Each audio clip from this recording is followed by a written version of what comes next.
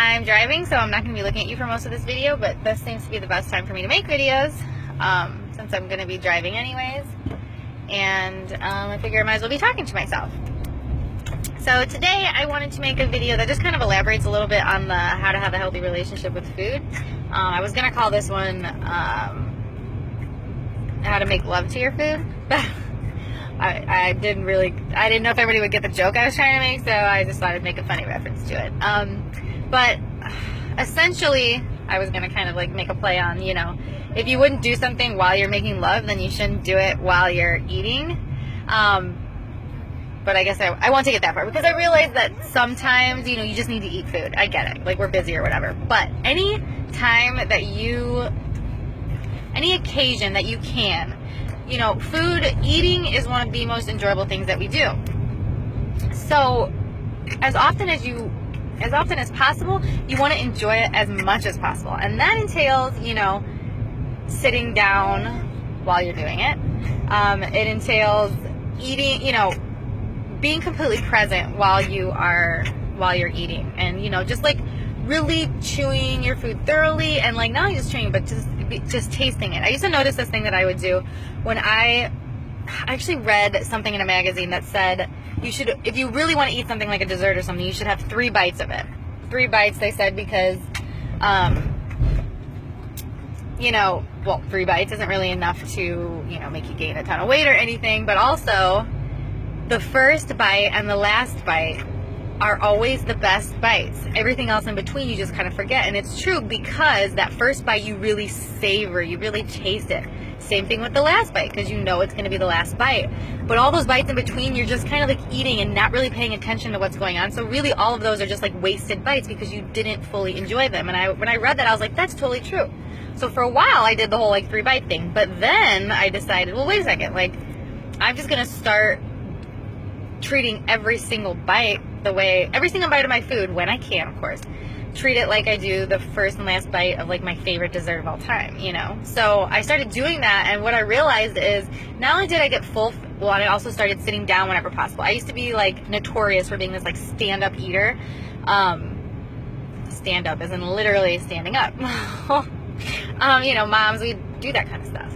But and also we were bad about eating at the table too, honestly. And I'm one of those people that like, I love going out to eat. And what I realized was that half of the reason I loved going out to eat was because like I was sitting down with friends or family or people that I loved. And, you know, I get that like food is like a big part of just who we, you know, just a big part of our social structure, you know, and I wouldn't want anybody to take that away. But I still go out to eat, and I still stay on track completely the whole time. You know, I'm just finding out how different foods react with my body, and, you know, sticking to the plan, and I still have a great time, and I have an even better time because I don't feel guilty about what I did, you know, like that. The guilt that I would like feel in like the old way that I would eat it was like enough to, that's really what finally I just couldn't take anymore. It was like the guilt of like, oh, why did I do that? That didn't even taste that good, or it wasn't even that much fun. Why did I do that? Like the regret over it, you know? And so now that's why I was just like, that's really kind of what sparked my passion in terms of like really focusing on like creating meal plans and like finding foods that I love that are basically like superfood swap outs, you know, like, you know, finding like making pudding out of like avocado and chocolate and dates and bananas, you know, and like literally it's so good. And I wouldn't even have the regular stuff because I'm going to feel guilty about it, and it's going to make me feel sick, and I'm going to weigh like a pound heavier the next day because it will like inflame my body and it will hold on to water weight, and that's not cool. Okay, so where was I going? Oh yeah, okay, so then I started thinking, okay, so half the reason I love going out to eat is because I love just gathering and like being totally present, as opposed to like, you know, if anybody watched my How to Have a Healthy Relationship with Food video, I talk about how literally my favorite thing to do when I would eat, and it's still my husband's favorite thing to do. I haven't like brought him over from the dark side completely yet, but he loves to like, I used to love to sit with my TV tray, with my dinner, with my Diet Coke, with all my food, and like watch whatever my favorite show was at that moment, you know, and watch and just like shovel food in, you know. And the whole time I would pretty much like black out. Like I would just like be dumping food into my body like it was a garbage can. And then afterwards I'd be like totally full. I didn't savor one single bite of it, and it was over. And then I was like, oh God, now I feel like crap and I feel guilty. Great. you know?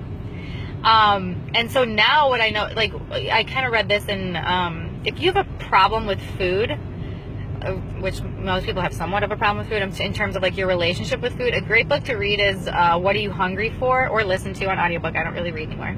It's called What Are You Hungry For by Deepak Chopra, and he really kind of just talks about, you know, ways to just recognize in your mind, like, you know, listening to those internal cues, like from your body. I notoriously used to not listen to internal cues. Like, I would think I was hungry. Like, I would say I was hungry just when I wasn't full anymore. Like, I wasn't really hungry. It was just, I wasn't like, oh, full, you know?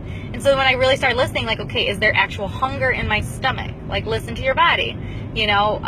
You don't want there to be like ravishing hunger, because then, you know, you're much more likely to overeat, which I'm notorious for that. If I go too long between eating, I will just like, I'll have good intentions, but then I waited too long, and then I just like start grabbing things and like binging on them, you know? Like, if there's a pretzel there, it's like,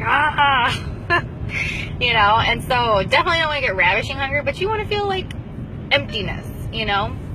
And then you want to eat until you're comfortably full. That's another thing I used to have a problem with. Clearly I had a lot of problems, and I still am working on these, but instead of like totally stuffing myself, which I used to love to do until it was over with, you know, I keep eating until I'm comfortably full. You know, I don't want to be hungry in an hour again or whatever, because who can eat every hour? But comfortably full, and I've sat down and I enjoyed every single bite of what I ate, and so I just feel so much more like satiated afterwards. And also I would eat less too, because when you enjoy every bite, you don't need to keep eating past, you know, your natural satiety level. Satiety, is that how you say it? Satiety? That doesn't sound right. Satiety. Anyway, you don't need to eat past it, because like you've enjoyed the food, which is what it's meant for. You're meant to enjoy. Taste is one of our senses for, you know, a reason. It's a great pleasure of life. But it's when you have unhealthy relationship with your, you know, toward your food, and you know, those cues get kind of out of whack, where you're not really listening to your body, and it becomes more of, you know, I always tell people, my mind used to be hungry, not my body. It was my mind. That's why, like, if you eat when you're bored, it's because your mind is hungry, not your body. So you need to recognize these things. Like, being aware of it is the first step to making a change. Ignore my throwaway hair today. But so I want to talk about that, and then also, you know, I spoke with someone this morning, and here's another thing I used to have a big problem with, and I just want to throw it out there too. You know, I used to be one of these people that, like, when I would fall off the wagon, per se, I would, like, the way I would describe it is, like, I would just throw myself off the back of that thing and then, like, let other wagons run over me, which is how I would describe it. Like, if I would do one little thing that was maybe off plan or maybe wasn't good for me, it was like the floodgates opened, and I just would be like, oh, screw it. I ate, you know, one little square of chocolate. Now I'm just going to go get McDonald's, and I'm not going to work out today, and I'm just going to, you know what I'm saying? Like, I would just, if I did one little thing that wasn't like perfect or whatever, then I would just say, oh, it's screwed, just to hell with it. You know, that, if you have that problem too, which a lot of people do, that's one thing to definitely work on. Doing one little thing, you know, enjoying life, or having less, I mean, I don't think wine is bad anyways. Like, I drink wine, and I still stay on track with it. You know, you just need to find what is reactive to your body. Like, if you don't get inflamed by red wine or white wine, it's fine to have some, you know. But I was notorious for that. But what I've learned now is that, you know, this is about changing your lifestyle, and it's not, I don't believe in like restricting or not enjoying life to try to lose weight, you know. But that's why I need you all to start like thinking of this as a journey, and not just, you know, some 21-day quick fix or whatever. Like, this is about changing your lifestyle, and I want you all to enjoy your life. So, you know, things are going to come up. There's going to be birthday parties. There's going to be celebrations. There's going to be times where you're going to eat something that maybe isn't like perfect for you. But that's where like that 80-20 rule comes into play, and that's what I try to live by. And it's that, you know, if you can do right about 80% of the time, your body can make up for it the other 20%.